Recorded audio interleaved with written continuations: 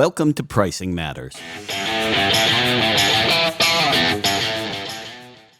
Welcome to Pricing Matters.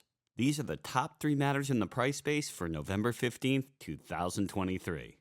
According to the Denver Gazette, in September, the Colorado Attorney General's office settled allegations with Omni Hotels over pricing transparency practices. An investigation revealed that Omni Hotels advertised room rates lower than the actual cost after mandatory fees. As part of the settlement, Omni is required to prominently display a room's total price, including fees, in any advertisement. The hotel must also separate taxes from fees and provide explanations of amenities covered by fees, along with employee training on pricing requirements. The settlement aims to ensure consumers easily access total costs without navigating complex agreements. The settlement follows a similar agreement with Choice Hotels over drip pricing practices earlier this year. Though drip pricing produces a legal risk for companies as it invites government regulation, it also presents a pricing problem for companies as it erodes trust with consumers.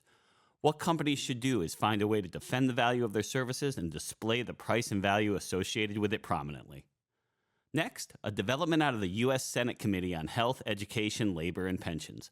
Senator Bernie Sanders, chairman of the Senate Health, Education, Labor, and Pensions Committee, has written to Ambassador Pamela Hamamoto, the lead U.S. negotiator for the World Health Organization's Pandemic Accord, urging strong and reasonable pricing, technology sharing, and access standards in the international agreement. Sanders emphasizes the need to prioritize public health over profits and advocates for incorporating reasonable pricing and technology sharing into all funding agreements with pharmaceutical companies.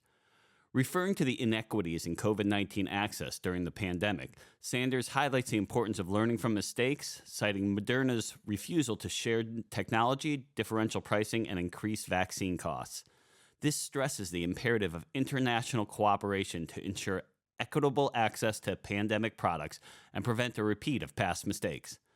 Though pricing regulations often present risks to the market, PriceBase thinks this is an interesting case where there is a potential for market failure by pharma companies pricing vaccines at a rate that is unaffordable for many individuals, creating an issue where the people who purchase the product, in this case the vaccine, end up being less secure as a result of the loss of herd immunity generated from a fully vaccinated public that prevents the rapid rise of variants as we saw with COVID-19.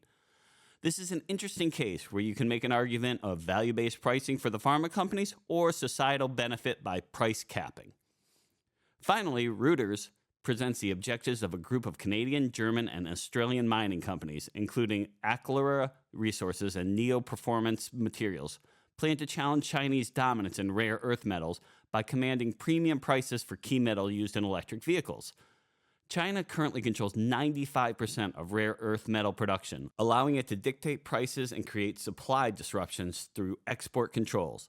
The mining companies aim to loosen China's grip on the market and move towards market-determined prices. They argue that geopolitical tensions could compromise reliable rare earth mineral supply from China, prompting a shift to domestic or friendly nation sources. The miners anticipate end users, particularly original equipment manufacturers, to pay a premium for sustainably sourced and reliable rare earths. Discussions on pricing alternatives such as cost-plus models and price caps are ongoing within the industry.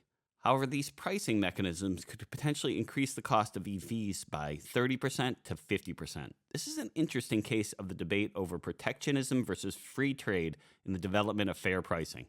China's monopoly leads it to have uncompetitive prices that hurt consumers, but the key to killing that dominance may be protectionist policies to facilitate the development of export sector for allied nations of the United States. This is a case where subsidies may be more effective than the decision to set a price floor, as that may be a more effective means to reach industrial capacity.